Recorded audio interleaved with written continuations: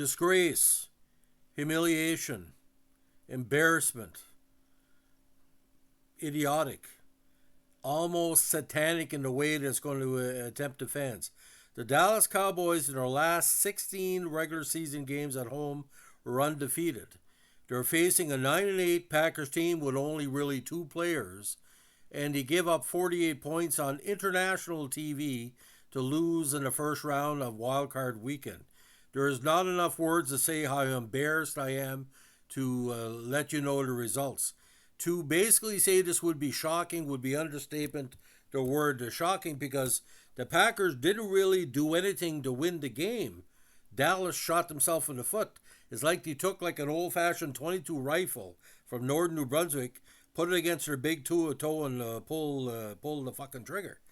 Green Bay led 27-0 before they scored their first touchdown at the end of the second quarter, and then went on for 14 more points in the third. So it was 41-16 after three quarters. Foolishness. Now the statistics don't bear it out. Dallas made a couple of interceptions. That explains those 14 points. But where did the other 34 points come from?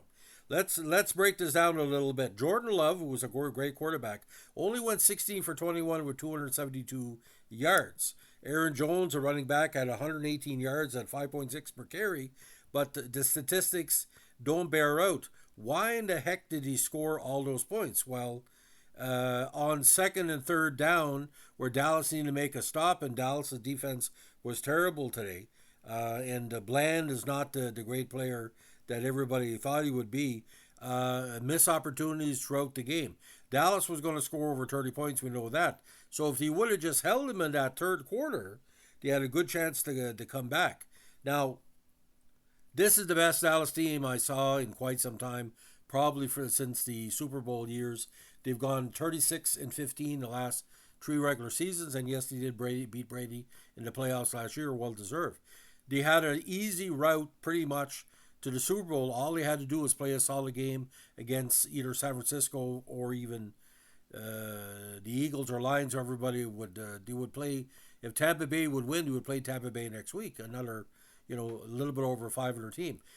Green Bay Packers, they scored 48 points, but my God, what did they do? Like, it made absolutely no sense. Like, the Dallas defense, especially the secondary, was terrible. They couldn't, in the words of John McKay, he said, we couldn't defend, and that helped by not tackling. I didn't even see a solid aggressive tackle. The defense wasn't aggressive. It wasn't, they let basically Green Bay, it was almost like a practice. So McCarthy should be fired. Dak Prescott will not ever reach that level of quality to this level again. It was a career year.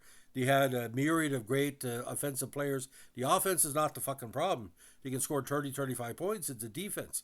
There's been problems with this defense all season, and anybody didn't want to admit it, didn't really watch the game.